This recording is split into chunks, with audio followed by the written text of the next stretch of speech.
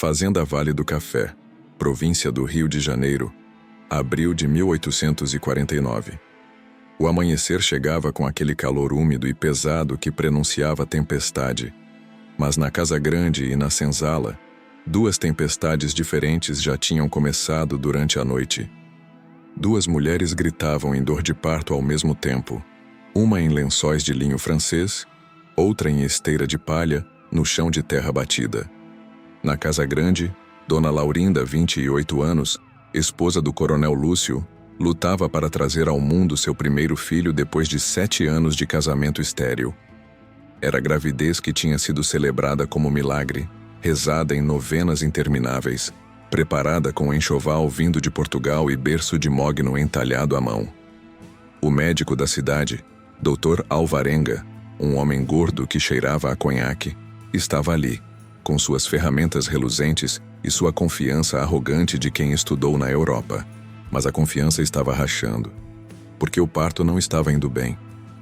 A criança está em posição errada, murmurou o médico ao Coronel Lúcio no corredor, onde o homem de 45 anos fumava charuto atrás de charuto, enchendo o espaço de fumaça nervosa. E a senhora, sua esposa, é delicada, constituição frágil, quadris estreitos. Isso pode demorar horas ainda. Talvez não termine bem. Salve, meu filho, disse o coronel com voz dura. Não salve minha esposa. Não salve ambos. Apenas salve meu filho. Porque para homens como o Coronel Lúcio, esposas podiam ser substituídas. Mas herdeiros homens que carregariam o nome, a fazenda, o império de café, esses eram insubstituíveis. O médico entendeu perfeitamente. Voltou ao quarto onde Dona Laurinda gritava com voz cada vez mais fraca e preparou seus fórceps. Enquanto isso, a 300 metros de distância, na senzala que cheirava a suor, fumaça de lenha e desespero acumulado de gerações, Rufina também paria. 22 anos. Pele da cor de jabuticaba madura. Corpo que o trabalho na lavoura tinha esculpido em músculos e resistência, mas que agora tremia sob ondas de dor que pareciam querer partir-lhe ao meio. Estava deitada numa esteira, com apenas tia Quitéria ao lado, a parteira da senzala, mulher de 60 anos que tinha trazido ao mundo metade dos escravos da fazenda Vale do Café e enterrado a outra metade quando não sobreviviam à infância brutal. Respira, menina, dizia tia Quitéria com voz que era firme, mas não sem gentileza. Suas mãos que conheciam ervas, rezas e segredos que vinham de além do oceano, pressionavam a barriga de Rufina, sentindo a posição do bebê. Tá quase. Mais um empurrão. Mais um. Rufina mordia um pano para não gritar. Não porque a dor não fosse de gritar, era. Mas porque tinha aprendido, em 22 anos de escravidão, que gritar chamava a atenção. E a atenção dos senhores nunca era coisa boa. Quando finalmente a criança escorregou para fora, num jorro de sangue e líquido que encharcou a esteira, Rufina ouviu não o choro vigoroso que esperava, mas um miado fraco, quase um sussurro de vida. É menina, disse tia Quitéria, cortando o cordão com faca que tinha benzido 3 vezes. Limpou a criança com pano molhado, esfregou suas costas até o choro ficar um pouco mais forte. Mas ainda era choro fraco. Bebê pequeno. Prematuro, talvez. Ou apenas subnutrido porque Rufina não tinha comido direito durante a gravidez. Nenhuma escrava comia direito. Clara, murmurou Rufina, estendendo os braços trêmulos. Vou chamar ela de Clara. Tia Quitéria colocou a menina no peito da mãe. E por 3 minutos abençoados, Rufina conheceu a felicidade. Aquele peso pequeno e quente contra seu corpo. Aquela boca procurando instintivamente pelo mamilo. Aquela conexão que era mais profunda que sangue, mais forte que correntes. 3 minutos. Foi quanto durou. Porque então a porta da senzala se abriu violentamente. E ali estava Cipriano, o feitor. Homem alto, magro como corda, com o rosto marcado por varíola antiga e olhos que nunca mostravam misericórdia. Rufina, levanta! Acabei de parir, disse tia Quitéria, se colocando entre o feitor e a mãe. Nem 3 minutos faz. Ela precisa descansar. Precisa... O coronel mandou buscar. Agora. Cipriano não elevou a voz. Nunca precisava. O chicote enrolado em seu cinto falava por ele. Buscar para quê? Rufina já sentia o medo. Aquele medo que tinha vivido no fundo de sua barriga durante toda a gravidez. O medo de que seu bebê não seria dela. Nunca seria dela de verdade. Assim a pariu também. Menino, mas tá fraco. O médico disse que ela não tem leite suficiente. Constituição delicada. Cipriano disse as últimas palavras com sarcasmo cruel. Então o coronel decidiu. Tu vais ser ama de leite. Vai amamentar o filho da sinhá. Tuas tetas agora pertencem ao herdeiro. O mundo parou.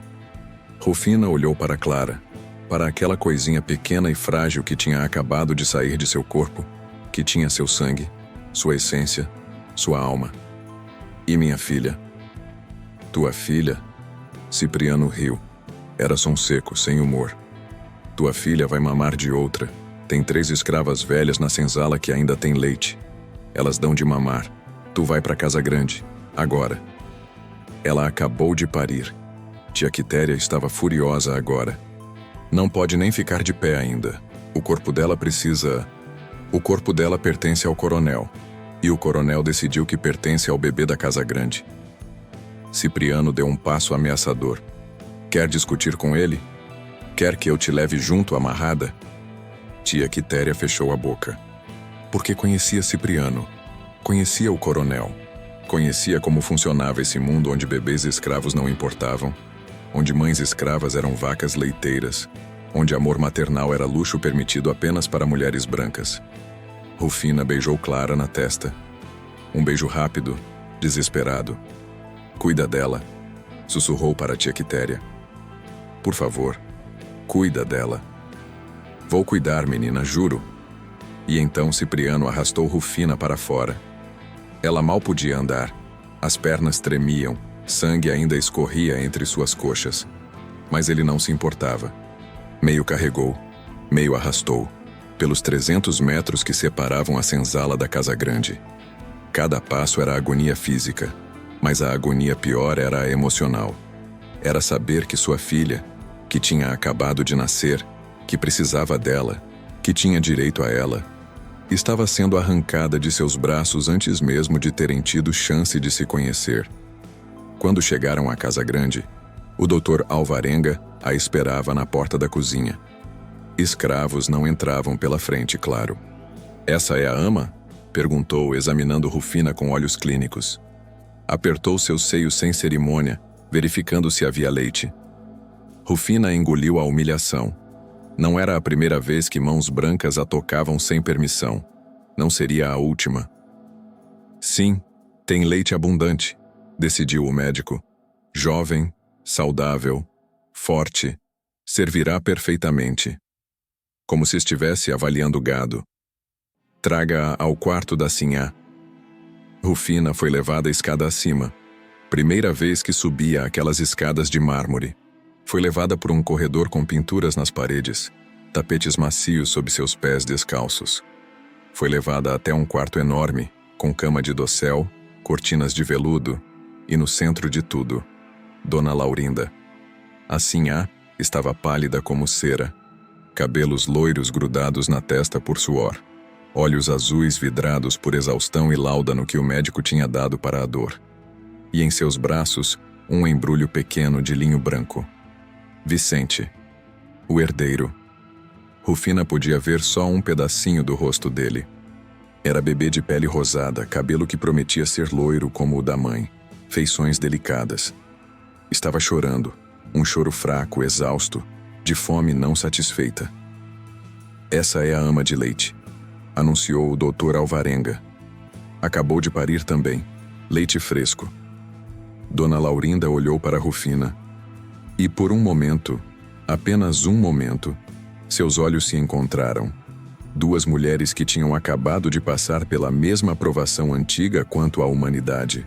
Duas mães. Mas então, o momento passou, porque Dona Laurinda desviou o olhar como se Rufina fosse móvel, como se não fosse pessoa que merecia ser vista.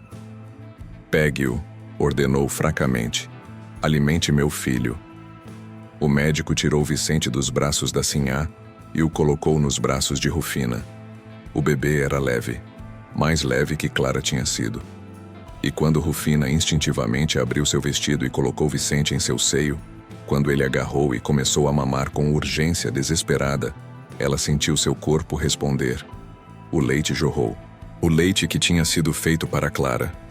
O leite que Clara precisava naquele exato momento, na senzala, chorando nos braços de tia Quitéria. Mas estava indo para Vicente. E enquanto amamentava o filho de sua senhora, enquanto sentia seu leite sendo drenado por boca que não era de sua filha, Rufina começou a chorar. Silenciosamente. Porque não tinha permissão nem para isso, mas chorou. E lá no fundo de sua alma, onde nem senhores podiam alcançar, onde nem Deus parecia estar ouvindo, algo começou a germinar. Não era ódio exatamente. Era algo mais frio, mais calculado. Era a decisão de que se seu leite tinha que alimentar aquele bebê branco, se sua maternidade tinha que ser roubada e redistribuída, então ela faria algo com isso. Algo que ninguém veria. Algo que aconteceria nas madrugadas. Algo que com o tempo mudaria aquela fazenda de formas que nem o coronel Lúcio poderia imaginar. Os primeiros dias foram os mais cruéis. Rufina foi instalada num quartinho minúsculo ao lado do quarto de Dona Laurinda. Era chamado de quarto da ama, mas não passava de um cubículo sem janela, com um catre de madeira e um balde para necessidades. Não tinha porta própria, apenas uma cortina de tecido grosso. Privacidade era conceito que não existia para quem amamentava herdeiros alheios. Seu único propósito agora era estar disponível. Toda vez que Vicente chorava, e ele chorava muito, era bebê frágil que parecia sempre insatisfeito, Rufina era chamada. Não importava se estava dormindo. Não importava se estava comendo as sobras que lhe traziam uma vez por dia. Não importava se seu próprio corpo ainda sangrava do parto recente, se seus pontos ardiam, se suas costas doíam de ficar em posições desconfortáveis amamentando. Vicente tinha fome. Vicente precisava mamar. E Rufina tinha que estar ali. Dona Laurinda raramente falava com ela. Apenas apontava para o bebê quando ele chorava, como se Rufina fosse parte da mobília que deveria funcionar automaticamente. O doutor Alvarenga vinha 2 vezes por dia no começo, verificando o peso de Vicente e examinando se o leite de Rufina era adequado, apertando seus seios para verificar o fluxo como quem verifica a torneira. Leite bom, abundante, declarava com satisfação. A criança está ganhando peso adequadamente. Continue assim. Mas o que ninguém perguntava, o que ninguém se importava em perguntar, era sobre Clara. Rufina pensava nela constantemente. Cada vez que Vicente mamava, ela imaginava sua filha na senzala. Imaginava aquela boquinha pequena procurando por um seio que não estava lá. Imaginava seu choro de fome. Imaginava... Não podia imaginar demais, senão enlouqueceria. Na terceira noite, quando Dona Laurinda finalmente dormiu profundamente depois de tomar láudano para dor pós-parto, quando Vicente também dormiu depois de mamar, Rufina fez algo que poderia custar-lhe a vida. Esperou até ter certeza absoluta que todos dormiam. Depois, descalça, silenciosa como sombra, desceu as escadas da casa grande, atravessou a cozinha escura, saiu pela porta dos fundos e correu. Correu com o corpo que ainda estava ferido. Correu com seios que vazavam leite a cada passo, encharcando seu vestido. Correu os 300 metros até a senzala como se o diabo a perseguisse. Chegou ofegante, apoiando-se no batente da porta. Tia Quitéria, sussurrou urgentemente no escuro. Tia Quitéria, tô aqui. A velha parteira acordou imediatamente. Tinha sono leve de quem passou vida inteira sendo chamada de madrugada para partos emergenciais. Rufina, menina, tu tá louca? Se te pegarem... Eu sei, mas eu não aguento mais. Preciso ver Clara, preciso dar de mamar para ela só uma vez, por favor. Tia Quitéria não discutiu. Apenas foi até o canto onde Clara dormia, ou melhor, onde tentava dormir. A menina estava chorando, um choro fraco, resignado, de quem já tinha gritado até não ter mais forças.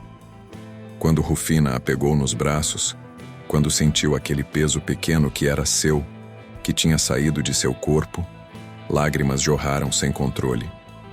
Minha filha, minha Clara, perdoa a mãe, perdoa. Abriu o vestido. Clara agarrou o seio com urgência desesperada de quem estava faminta e começou a mamar. O alívio foi instantâneo. Não apenas físico, embora os seios de Rufina estivessem dolorosamente cheios, mas emocional, espiritual. Era a conexão que tinha sido brutalmente cortada sendo restaurada, mesmo que por minutos roubados. Como ela tá? Perguntou Rufina à tia Quitéria, enquanto Clara mamava vorazmente. A velha parteira suspirou. Magra, fraca. As outras escravas que dão de mamar para ela fazem o que podem, mas têm seus próprios filhos também. E já são velhas. O leite é pouco, aguado. Clara não tá ganhando peso como deveria. E o filho da Sinhá? Aquele Vicente? Havia veneno na forma como Rufina pronunciou o nome. Ouvi dizer que tá gordo, rosado, saudável. Tia Quitéria colocou mão no ombro de Rufina. Porque tá mamando leite que deveria ser da Clara, teu leite, o melhor leite. O leite de mãe que acabou de parir. As palavras eram facas, mas eram verdade. Não é justo, sussurrou Rufina. Não é justo que ele cresça forte com meu leite enquanto minha filha mingua. Nada nessa vida é justo para nós, menina. Tu devia saber isso. Eu sei. Mas... Rufina olhou para Clara, que tinha adormecido no seio, finalmente satisfeita. Mas tem que ter alguma coisa que eu possa fazer. Alguma forma de equilibrar isso. Tia Quitéria ficou quieta por um longo momento. Depois disse com voz baixa que tinha peso de segredo. Tem uma forma. Me conta. Não aqui. Não agora. Volta para Casa Grande antes que percebam tua falta. Amanhã à noite, se conseguir escapar de novo, a gente conversa. Sobre coisas antigas. Coisas que aprendi com minha mãe, que aprendeu com a mãe dela, que trouxe do outro lado do mar. Rufina entendeu. Estava falando de conhecimentos que a igreja chamava de feitiçaria, que os senhores chamavam de superstição de negro. Mas que as escravas sabiam ser poder real. Único poder que tinham. Vou voltar, prometeu. Amanhã. Colocou Clara de volta nos braços de tia Quitéria. Cada fibra de seu ser gritava para não largar aquele bebê. Mas tinha que ir. Antes que amanhecesse.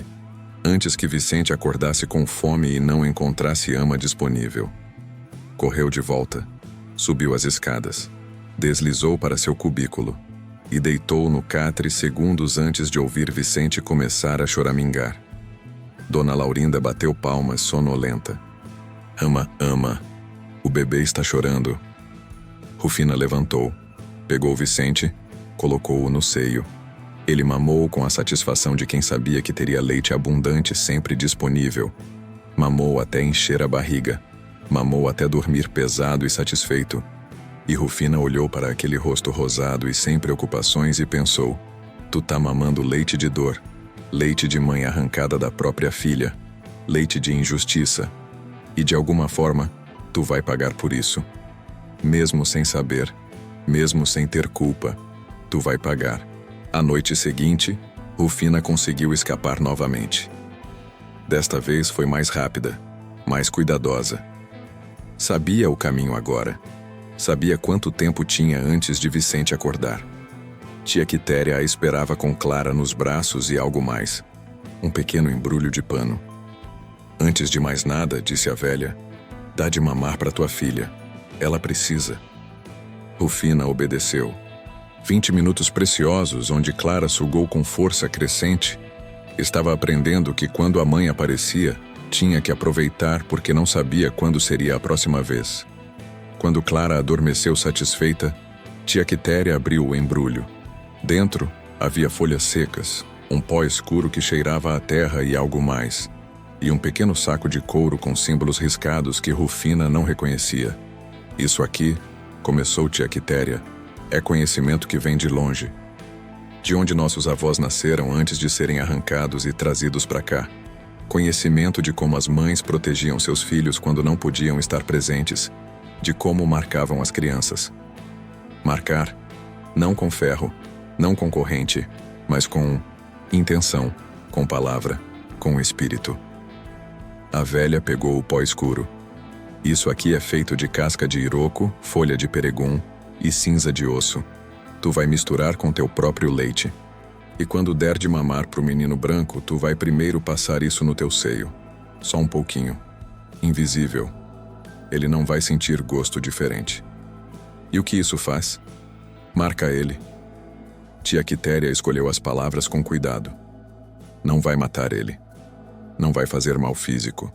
Mas vai conectar. Vai fazer com que ele cresça carregando alguma coisa. Alguma dívida. Alguma ligação com sofrimento que não é dele, mas que ele está causando sem saber. Não entendo. Tu não precisa entender tudo agora. Só precisa confiar. Faz isso durante 7 noites. E ao mesmo tempo, toda vez que der de mamar para ele, tu sussurra. Sussurra verdades. Sussurra quem tu é, de onde vem esse leite, quanto custa cada gota. Ele é bebê, não vai entender. Bebês entendem mais que a gente pensa, não com a cabeça, mas com algo mais profundo. E essas palavras vão crescer dentro dele como semente. Um dia, talvez anos depois, vão brotar. E ele vai ser diferente. Vai ver o que outros homens brancos não veem. Vai sentir o que não querem sentir. Rufina segurou o pequeno embrulho. Era leve, quase nada, mas sentia peso de possibilidade. E minha Clara, tem algo que posso fazer por ela? Continua vindo aqui sempre que conseguir. Dá de mamar para ela. O teu leite verdadeiro, não misturado com nada. Para ela tu dá amor puro. Pro menino branco tu dá justiça. Rufina voltou para a casa grande naquela noite com um embrulho escondido entre os seios. E quando Vicente acordou com fome na madrugada, como sempre acontecia, ela fez exatamente o que tia Quitéria tinha instruído. Misturou o pó com gotas de seu próprio leite. Passou no mamilo antes de colocar Vicente para mamar. E enquanto ele sugava, ignorante, satisfeito, ela sussurrou. Esse leite vem de mãe que foi arrancada da filha para te alimentar. Cada gota que tu bebe é gota que falta para ela. Tu cresce forte com a fraqueza dela. Tu mama injustiça. E um dia, tu vai saber disso. Um dia tu vai entender o preço do teu conforto. Vicente continuou mamando alheio. Era apenas bebê. Não tinha culpa. Mas Rufina não estava falando para o Vicente de agora. Estava falando para o Vicente do futuro. Estava plantando sementes que só dariam fruto com anos. E por 7 noites repetiu o ritual. Mistura invisível. Sussurros de verdade. Leite marcado com intenção. No 7º dia, algo estranho aconteceu. Vicente estava mamando normalmente quando de repente se afastou. Olhou para Rufina. Realmente olhou com atenção que bebês de dias não costumam ter. E seus olhos tinham algo. Não compreensão exatamente, mas reconhecimento. Como se alguma parte dele, profunda e primitiva, entendesse que estava mamando em alguém que não era mãe feliz oferecendo nutrição voluntária. Depois voltou a mamar, mas tinha mudado algo. Alguma conexão invisível tinha sido feita. E Rufina soube que o ritual tinha funcionado. Agora era só questão de tempo. 6 meses se passaram. E naqueles 6 meses a Fazenda Vale do Café viu 2 crianças crescerem em mundos completamente diferentes, alimentadas pelo mesmo leite, mas vivendo realidades opostas. Vicente prosperava. Era bebê rechonchudo de bochechas rosadas que Dona Laurinda beijava dezenas de vezes por dia. Tinha berço de mogno com dossel de renda. Tinha roupinhas de linho trazidas do Rio de Janeiro. Tinha brinquedos de madeira entalhada, chocalhos de prata e toda a atenção que dinheiro e posição podiam comprar. E tinha Rufina, sempre disponível, sempre com leite abundante, sempre ali quando chorava de fome, de tédio, de qualquer desconforto. O Dr. Alvarenga vinha mensalmente agora para examinar o herdeiro. Perfeito, declarava sempre. Desenvolvimento exemplar, peso excelente. Esta ama é das melhores que já vi. Vocês tiveram muita sorte em ter uma escrava que pariu no mesmo dia. Sorte. Como se fosse sorte. Como se fosse coincidência do destino e não apropriação calculada de corpo alheio. Mas enquanto Vicente crescia gordo e satisfeito, Clara definhava. Rufina conseguia escapar para a senzala talvez 3, 4 vezes por semana. Sempre de madrugada. Sempre correndo contra o tempo. Sempre com medo de ser pega. E cada vez que pegava Clara nos braços, seu coração se partia um pouco mais. A menina era magra. Tão magra que Rufina podia contar cada costela sob a pele escura. Seus olhos eram grandes demais para o rosto pequeno. E seu choro? Seu choro tinha mudado. Não era mais o choro vigoroso de bebê saudável exigindo atenção. Era choro fraco, cansado, de quem já tinha aprendido que gritar não trazia comida mais rápida. Ela tá piorando, disse Rufina à tia Quitéria numa daquelas madrugadas roubadas, com voz que mal conseguia controlar o pânico. Tá mais magra que mês passado. O que as outras escravas estão dando para ela? O que podem, respondeu tia Quitéria com tristeza. Mas tu sabe como é. Luciana tem 3 filhos dela para alimentar, e o leite já tá secando porque a mais nova dela já tem 2 anos. Joana tem mais leite, mas o filho dela nasceu com problema no pulmão e ela precisa dar força para ele. E Antônia tá velha. O leite é ralo. Não sustenta. Então Clara tá vivendo de sobras. Não era pergunta. Era constatação horrível. Tá vivendo de sobras enquanto Vicente vive de banquete, do teu banquete. Tia Quitéria não era cruel, mas era honesta. Seu leite melhor, mais forte, mais gordo vai tudo para ele. E tua filha pega o que sobra de outras. Rufina abraçou Clara mais apertado. A menina estava mamando com urgência desesperada, fazendo barulhinhos de satisfação. Mas mesmo mamando direto no seio da mãe, parecia sugar mais ar que leite. Estava tão fraca que não conseguia criar pressão suficiente. Ela vai morrer, sussurrou Rufina.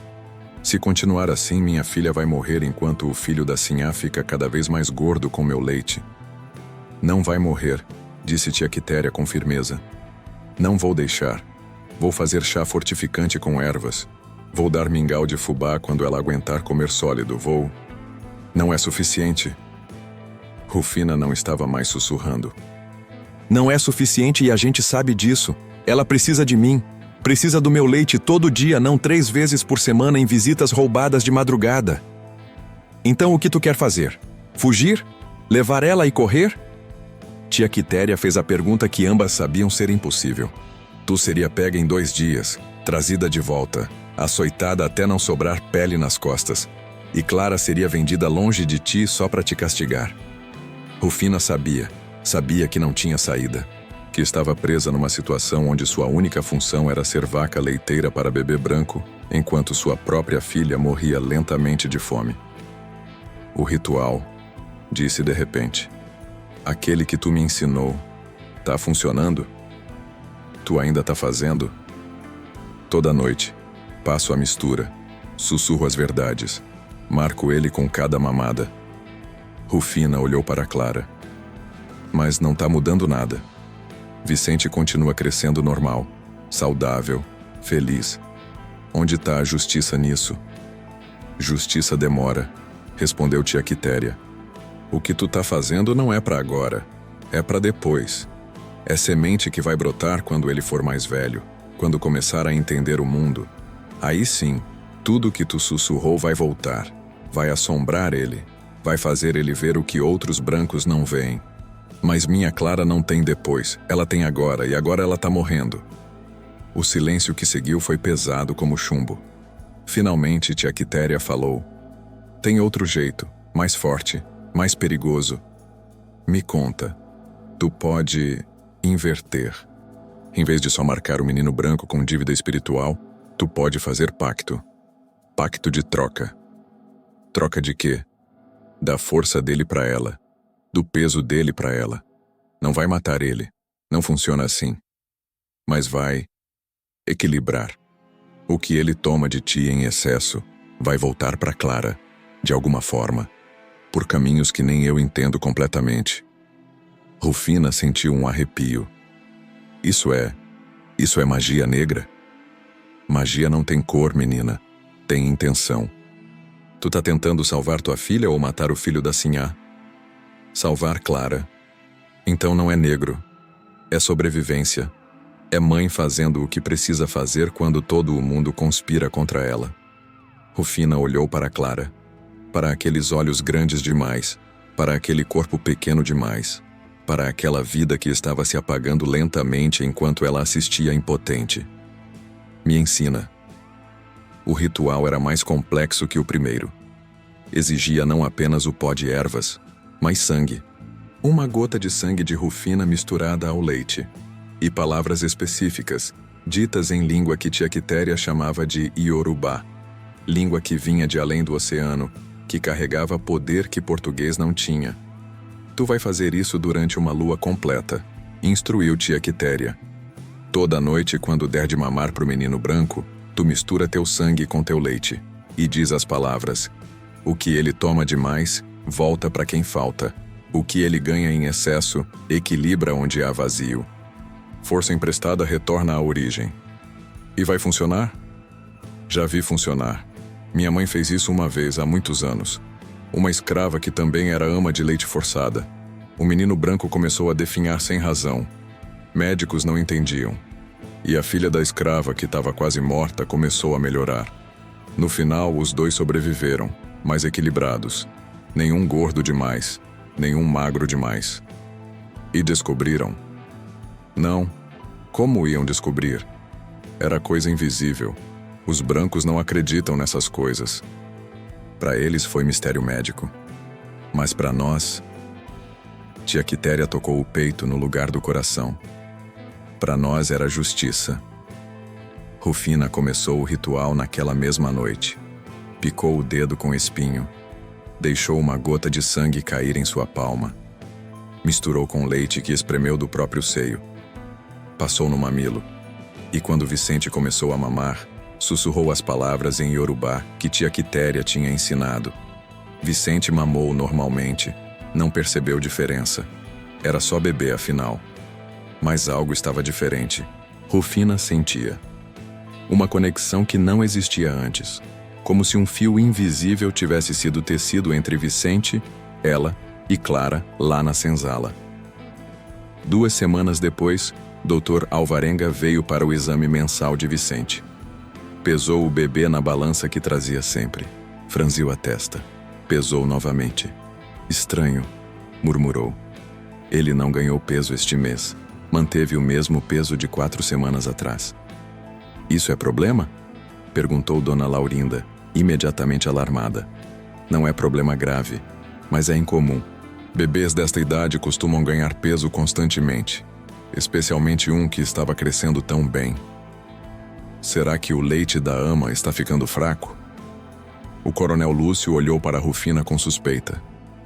Não. O médico apertou os seios de Rufina sem cerimônia.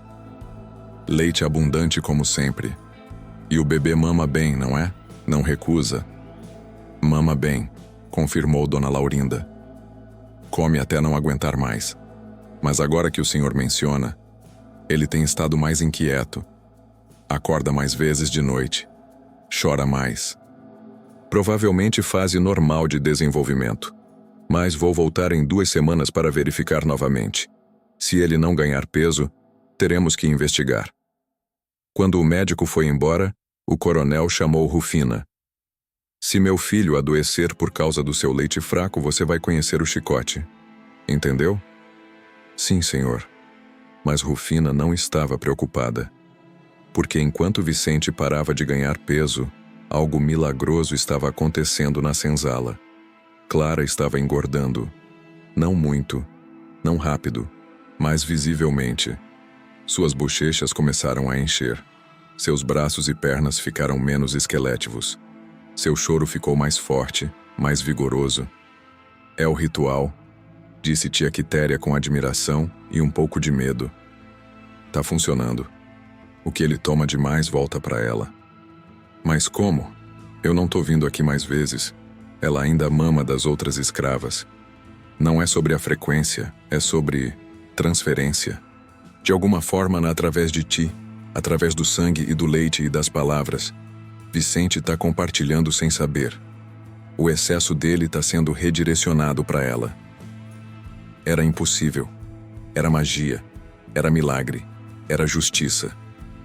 Rufina continuou o ritual religiosamente. E a cada semana que passava, o padrão se intensificava. Vicente parou de ganhar peso completamente. Não emagreceu, não estava doente. Mas simplesmente mantinha o mesmo peso, como se tivesse atingido um platô. Clara, por outro lado, florescia. Em 2 meses tinha recuperado todo o peso que deveria ter. Estava rechonchuda, saudável, com olhos brilhantes e sorriso que começava a aparecer. Os médicos não conseguiam explicar Vicente. Fizeram exames, deram tônicos, sugeriram mudar de ama de leite. Talvez esta escrava esteja fazendo algo, sugeriu o Dr. Alvarenga. Talvez colocando alguma erva no leite. Essas negras têm conhecimentos estranhos. Examinaram Rufina, interrogaram-na, mas não encontraram nada. Porque como encontrariam? Era gota de sangue invisível. Era sussurro em língua que não entendiam. Era conexão espiritual que ciência branca não reconhecia. Eventualmente, concluíram que era a constituição delicada de Vicente. Que ele seria bebê menor, mais franzino. Não doente, mas não robusto. E, ironicamente, isso fez com que Dona Laurinda se apegasse ainda mais a ele. Protegesse mais. Mimasse mais. Enquanto isso, na senzala, Clara crescia forte. E quando Rufina a visitava nas madrugadas roubadas, quando a segurava e amamentava, sentia que finalmente, tinha conseguido algo. Não era liberdade, não era justiça completa, mas era equilíbrio. Era garantir que sua filha sobrevivesse, mesmo que custasse o vigor do filho da sinhá. E Rufina não sentia nenhum pingo de culpa. 3 anos se passaram. Vicente tinha agora 3 anos e meio. Idade onde crianças começam a formar memórias reais, a fazer perguntas, a entender o mundo ao redor. E ele era criança, estranha, não doente, não exatamente. Os médicos tinham desistido de entender por que ele permanecia franzino quando deveria ser robusto. Mas ele era saudável o suficiente.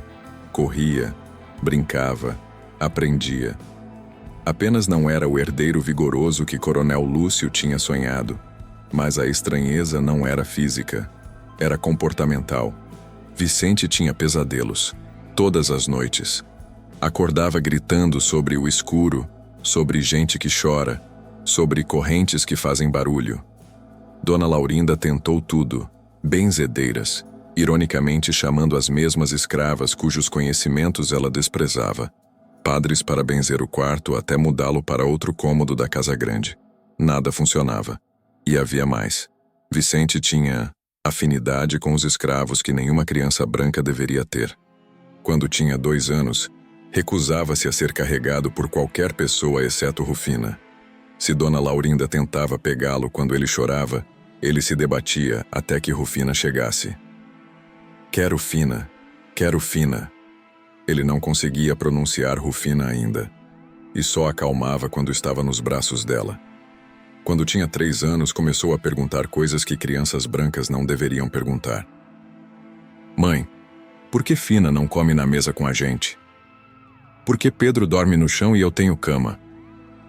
Por que Cipriano bate nos escravos? Eles fizeram coisas ruins? Por que Clara não pode brincar comigo? Especialmente essa última. Porque Vicente tinha descoberto Clara. Foi inevitável. A fazenda não era tão grande e eventualmente as crianças se encontraram. Vicente estava brincando no quintal da casa grande quando viu, através da cerca, uma menina da sua idade correndo entre os pés das escravas que trabalhavam na lavanderia externa. Clara tinha 3 anos e meio também, nascida no mesmo dia que ele. Mas era diferente em tudo mais. Era criança de pele escura, cabelos crespos amarrados em tranças pequenas, vestido remendado que já tinha sido de 3 outras crianças antes dela. Era magra. Não esquelética como poderia ter sido sem o ritual, mas magra do jeito que crianças escravas eram, que comiam angu e feijão ralo e raramente provavam carne. Mas tinha algo nela, uma vitalidade, uma luz nos olhos, uma risada que soava como sino. Vicente ficou fascinado. "Quem é aquela menina?" perguntou a dona Laurinda. Assim a olhou, desinteressada. "Uma cria de escrava. Não é importante." "Qual o nome dela?" "Não sei. Não me importo com nomes de crianças escravas." Mas Vicente insistiu. E eventualmente uma das mucamas, não Rufina, ela sabia se manter distante em público, murmurou que era Clara, filha de Rufina. "Clara", repetiu Vicente, como se estivesse memorizando algo importante. "Filha de Fina." E a partir daquele dia ele procurava por ela. Ficava na janela olhando para o quintal onde as crianças escravas brincavam. Pedia para ir ver Clara. Quando finalmente conseguiam se encontrar, sempre supervisionado, sempre breve, ele compartilhava seus brinquedos com ela, coisa que horrorizava a dona Laurinda. "Vicente, você não pode dar seus brinquedos para criança de escrava."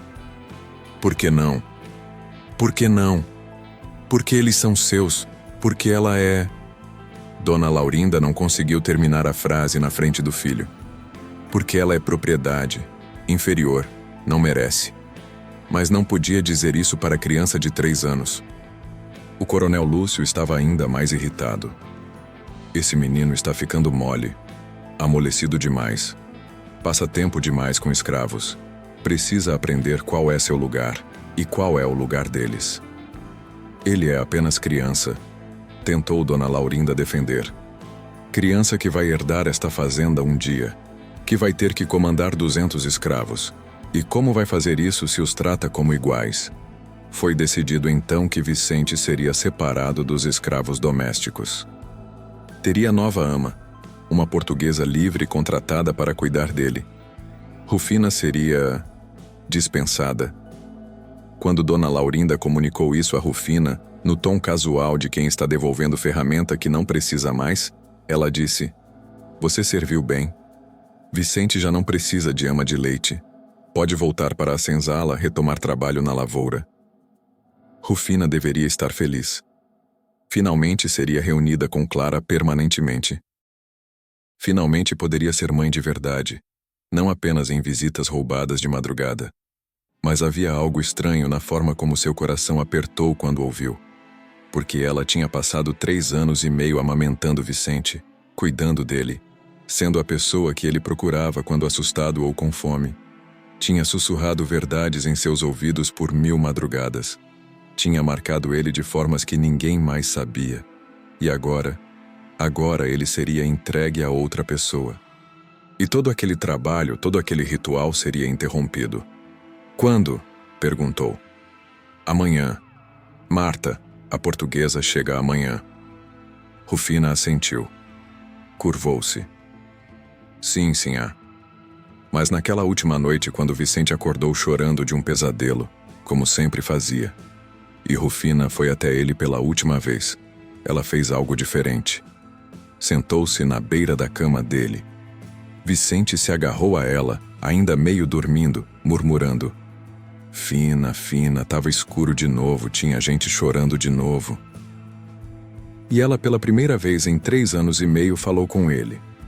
Não sussurros durante a amamentação, mas conversa real. "Vicente, me olha." Ele abriu os olhos, olhos azuis como o da mãe, mas com algo mais. Algo que não era da mãe nem do pai. Uma profundidade que não deveria estar ali. "Eu vou embora amanhã", disse Rufina. "Não vou mais cuidar de você." "Não." Ele se agarrou mais forte. "Não quero. Quero você." "Eu sei. Mas não é escolha minha. Nunca foi." Ela tocou seu rosto. Primeira vez que se permitia fazer isso conscientemente, abertamente. "Mas preciso que você se lembre de uma coisa. Você consegue se lembrar?" "Consigo." Todo o leite que você mamou veio de mim. Mas eu não sou sua mãe. Sua mãe é assim, eu sou... Ela procurou palavras que criança de 3 anos pudesse entender. Eu sou mãe de Clara, a menina que você gosta de ver brincar. Clara é sua filha? É. Vicente processou isso. Então por que você não fica com ela? Por que fica comigo? Porque me mandaram ficar com você, porque eu não posso escolher. Mas eu quero que você fique. Vou pedir para a mãe. Vou dizer que... Não vai adiantar, Vicente. Rufina o segurou pelos ombros pequenos. Mas escuta. Tudo que eu te falei enquanto você mamava, você não lembra porque era pequeno demais. Mas tá tudo aqui. Tocou seu peito. Tudo que eu contei sobre dor, sobre injustiça, sobre o preço das coisas. Um dia você vai lembrar. Não com a cabeça, mas aqui. Tocou o coração dele. E quando lembrar, você vai entender. Vai ver o mundo diferente de como seu pai vê. Vai ver pessoas onde ele vê propriedade. Não entendo. Eu sei. Mas vai entender. Quando for mais velho. Ela se levantou para ir. Vicente segurou sua mão. Fina, eu posso ver Clara às vezes? Posso ainda ser amigo dela? E foi nesse momento que Rufina soube com certeza absoluta, que o ritual tinha funcionado. Que todos aqueles sussurros, todas aquelas marcações, tinham plantado algo nele que nenhuma educação de senhor de escravos conseguiria arrancar completamente. Pode tentar, disse ela, mas não vai ser fácil. O mundo vai tentar separar vocês. Vai dizer que você não pode ser amigo de escrava. Vai dizer que ela é inferior. Mas não é. Ela ri bonito. E corre rápido. E... eu sei. Rufina sorriu pela primeira vez. Sorriu de verdade para Vicente, não aquele sorriso forçado de escrava servindo. Ela é especial, porque é minha filha. Assim como você é especial porque mamou em mim por 3 anos. Isso cria laço, não de sangue, mas de leite. E leite também liga pessoas. Ela saiu do quarto, e Vicente ficou ali, sentado na cama, processando coisas que eram grandes demais para sua cabeça pequena, mas que de alguma forma faziam sentido no lugar onde seu coração guardava memórias que a mente tinha esquecido. Na manhã seguinte, Rufina foi levada de volta para a senzala. Finalmente, podia viver com Clara. Podia ser mãe 24 horas por dia, não apenas em visitas roubadas. Clara, que agora tinha 3 anos e meio e entendia mais do mundo, correu para ela. Mamãe tá ficando. Tia Quitéria disse que vai ficar. Rufina a pegou nos braços, essa menina que tinha sobrevivido contra todas as probabilidades, que tinha crescido forte apesar de tudo conspirar contra ela. E chorou. Chorou de alívio, de exaustão, de amor que finalmente podia expressar livremente. Vou ficar, minha filha. Vou ficar. Mas enquanto abraçava Clara, enquanto sentia o peso real e sólido de sua filha, não podia deixar de pensar em Vicente lá na casa grande. Vicente que agora estava com estranha portuguesa que não saberia acalmá-lo dos pesadelos, que não saberia que ele acordava melhor com canções baixas, que não entenderia por que ele perguntava sobre escravos com curiosidade genuína. Vicente que ela tinha marcado, que ela tinha mudado, que carregaria aqueles sussurros por resto da vida. E se perguntou, pela primeira vez com algo parecido à dúvida, se tinha feito algo terrível ou algo necessário. Tia Quitéria, como se lesse seus pensamentos, colocou mão em seu ombro. Tu fez o que tinha que fazer. Salvou tua filha. E quem sabe, talvez salvou ele também, de virar monstro como o pai. Ou talvez o condenei a ser diferente num mundo que pune diferentes. Talvez. Mas essa escolha agora é dele. Tu só plantou sementes. O que cresce depende dele. E assim, Rufina voltou para a senzala. Voltou para o trabalho brutal da lavoura que tinha escapado por 3 anos e meio. Voltou para angurrá-lo e chicote de Cipriano, quando não trabalhasse rápido o suficiente. Mas tinha Clara. Tinha sua filha. Todos os dias. todas as noites. E lá na casa grande, Vicente tinha pesadelos sobre correntes e choro. E durante o dia, ficava nas janelas olhando para o quintal, procurando por uma menina de pele escura e risada de sino, procurando por Clara, sem saber que ela era mais que amiga. Era sua irmã de leite, ligada a ele por 3 anos e meio de ritual, de sussurros, de marcações invisíveis. E esse laço estranho e impossível entre senhor e escrava, entre branco e negro, entre privilégio e privação, mudaria tudo.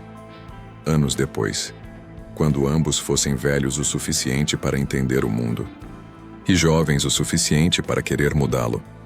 Fazenda Vale do Café, 1864.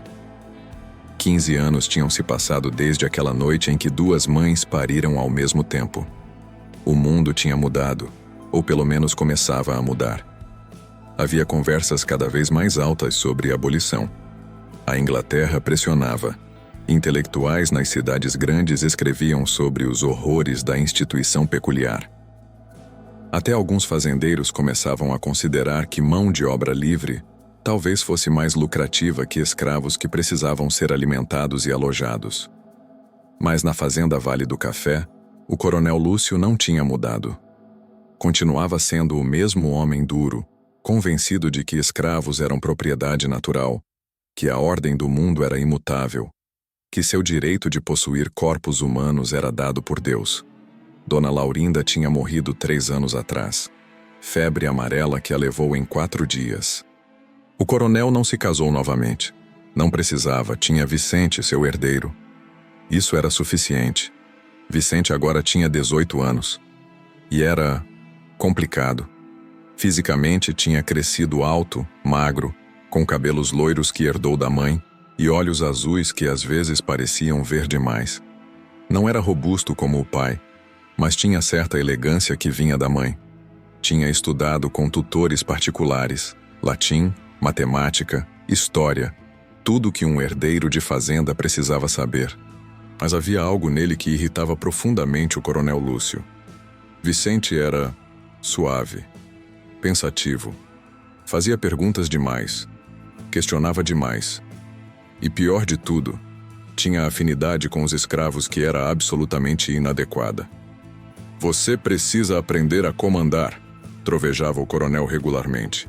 Um dia essa fazenda será sua, e você não pode administrar 200 escravos tratando-os como se fossem pessoas. Mas são pessoas, pai. São propriedade, ferramentas. Você não tem conversas filosóficas com arado. Não questiona se o boi está feliz puxando a carroça. Essas discussões aconteciam semanalmente. E Vicente nunca ganhava. Como poderia? Era filho, era dependente, não tinha poder real. Mas também nunca cedia completamente. Havia nele uma teimosia silenciosa, uma convicção que vinha de lugar que ele mesmo não sabia explicar. Ele tinha pesadelos. Ainda, aos 18 anos. Pesadelos sobre correntes, sobre choro, sobre escuridão onde pessoas eram tratadas como coisas. Acordava suado, com palavras em língua que não conhecia ecoando em sua cabeça. E havia Clara. Clara agora tinha 18 anos também. Tinha crescido na senzala, trabalhando na lavoura desde os 7 anos. Era mulher bonita, pele escura que brilhava sob o sol, olhos inteligentes que tinham aprendido a esconder o que pensava, corpo que o trabalho tinha tornado forte, mas também tinha conseguido algo raro. Rufina, sua mãe, tinha insistido que ela aprendesse a ler. Tinha roubado livros velhos da casa grande. Tinha arriscado o chicote para ensinar à filha as letras. Porque Rufina sabia que conhecimento era a única arma que os senhores não podiam tirar uma vez dado. E Vicente e Clara eram amigos. Impossível, inadequado, perigoso, mas amigos. Encontravam-se às escondidas. Vicente descia a senzala de madrugada, mesma hora que sua mãe de leite tinha vindo visitá-lo anos atrás. Embora ele não lembrasse disso conscientemente, conversavam sobre tudo, sobre livros que ele lia e compartilhava com ela, sobre injustiças que ela vivia, E ele estava começando a enxergar sobre sonhos de um mundo diferente. Não posso ficar aqui, disse Clara numa daquelas madrugadas roubadas, sentados atrás da casa de farinha onde ninguém os veria. Não posso passar resto da vida como escrava. Vou fugir. Pro quilombo de Vassouras. Ouvi dizer que tem rede de abolicionistas ajudando. Se você fugir, meu pai vai mandar capitães do mato atrás. Vai te caçar. Vai. Vicente não conseguiu terminar. Não queria imaginar o que o pai faria. Então vai ter que me deixar ir. Não pode me proteger, Vicente. Você é filho do Senhor. Eu sou escrava. A gente nunca foi para ser amigos. Mas somos. Não sei porquê, mas sempre senti que você importa. Mais do que deveria. Mais do que meu pai diria ser racional. Clara olhou para ele com algo parecido a pena. Sua mãe de leite era minha mãe, a Rufina. Você mamou nela por 3 anos. A gente é irmãos de leite, Vicente. É por isso que sente conexão. Vicente ficou em silêncio, processando. Ele sabia disso, claro. Tinha descoberto anos atrás. Mas ouvir dito em voz alta... Ela te marcou, continuou Clara. Minha mãe. Com coisas que você não entende. Rituais, palavras. Fez você diferente. Fez você enxergar o que outros homens brancos não veem. Como você sabe disso? Porque ela me contou. Antes de morrer. Clara desviou o olhar. Minha mãe morreu faz 2 anos. Chicoteada por Cipriano porque não trabalhou rápido o suficiente depois de ficar doente. Ela morreu sangrando no chão da senzala. E sabe quem chorou? Você. Você chorou quando ouviu. Vi da janela. Filho do coronel chorando por escrava morta. Isso não é normal, Vicente.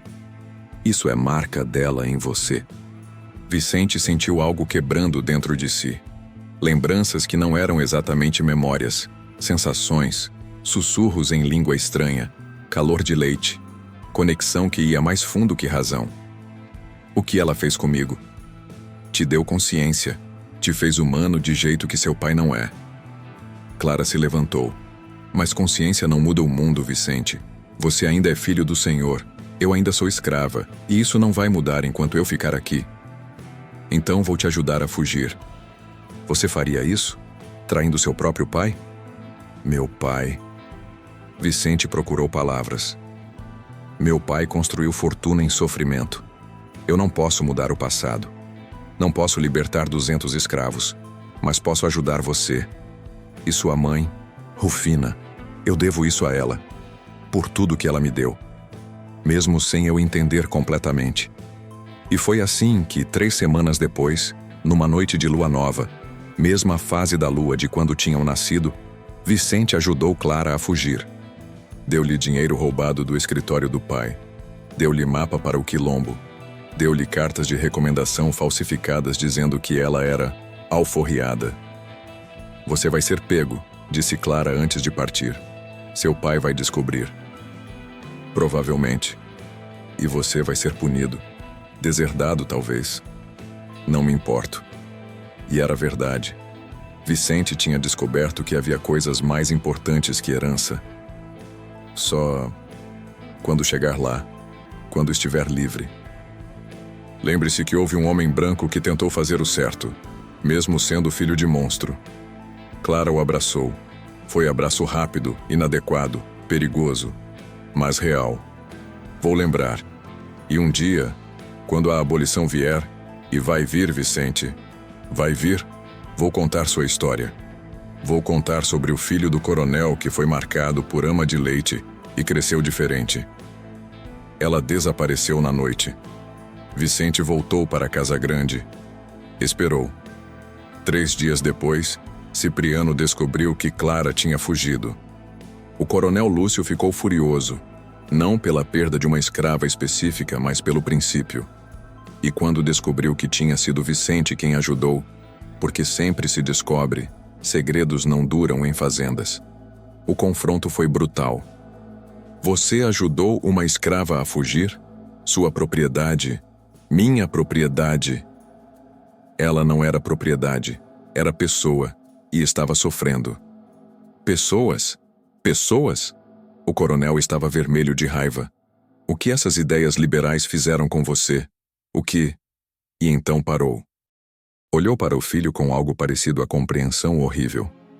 Foi aquela escrava, aquela Rufina, a ama de leite. Ela fez algo com você. Envenenou sua mente de alguma forma. Ela me deu leite. Me manteve vivo. Não. Ela fez mais. Não sei como, não sei o que, mas ela marcou você. Tornou você fraco. Tornou você simpatizante. O coronel cuspia as palavras como veneno. Você não é digno de ser meu filho. Não é digno desta fazenda. Então me deserda. Não quero essa fazenda. Não quero fortuna construída em sangue. E foi assim que Vicente, aos 18 anos, foi expulso. Deserdado. Mandado embora com nada além das roupas no corpo. Ele foi para a cidade. Trabalhou como tutor, como escriturário, como o que conseguisse. Viveu pobre, mas viveu livre da culpa de possuir pessoas. E 4 anos depois, em 1868, recebeu carta. Era de Clara. Tinha conseguido chegar ao Quilombo. Tinha se casado lá. Tinha filho agora. E quando a abolição finalmente veio, como Clara tinha dito que viria, em 1888, 20 anos depois, Clara era mulher livre. Velha. Marcada pela vida dura, mas livre. E tinha mantido promessa. Tinha contado a história da escrava que foi forçada a amamentar bebê da sinhá, mas que usou seu leite para marcar a criança, para plantar consciência onde deveria ter crescido crueldade. A história de Rufina e Vicente. E Clara. A história de como o leite pode ser mais poderoso que correntes. Como sussurros podem ser mais fortes que chicotes. E como marcação espiritual feita por mãe desesperada pode mudar destino de criança e, por extensão, destino de todos ao redor. Hoje, 2025. Em algum lugar do interior do Rio de Janeiro, historiadores encontram cartas antigas. Correspondência entre um homem chamado Vicente Tavares e uma mulher chamada Clara Soares. As cartas falam sobre irmandade de leite, sobre marcações antigas, sobre consciência plantada em mamadas roubadas. A maioria dos historiadores descarta como metáfora, como linguagem poética de abolicionistas. Mas os descendentes de Clara, e sim, Vicente teve descendentes também, eventualmente se casou, teve filhos que cresceram sabendo a história, sabem que não era metáfora. Sabem que havia poder real no que Rufina fez. Poder que vinha de conhecimento ancestral, de rituais que atravessaram o oceano, de determinação maternal, que não aceitava ver filha morrer enquanto filho alheio prosperava. E às vezes, em noites de lua nova, dizem que ainda se pode sentir o peso daquele leite marcado, aqueles sussurros em Iorubá, aquela conexão impossível entre duas crianças nascidas no mesmo dia, uma branca e rica, outra negra e escrava, ligadas por seio que alimentou ambas, mas amou apenas uma. E a lição permanece. O que é dado com amor não pode ser totalmente apagado. O que é sussurrado na escuridão, eventualmente ecoa na luz. E maternidade, mesmo maternidade roubada, forçada, pervertida, ainda tem poder de mudar o mundo. Uma gota de leite por vez, um sussurro por vez, uma alma marcada por vez.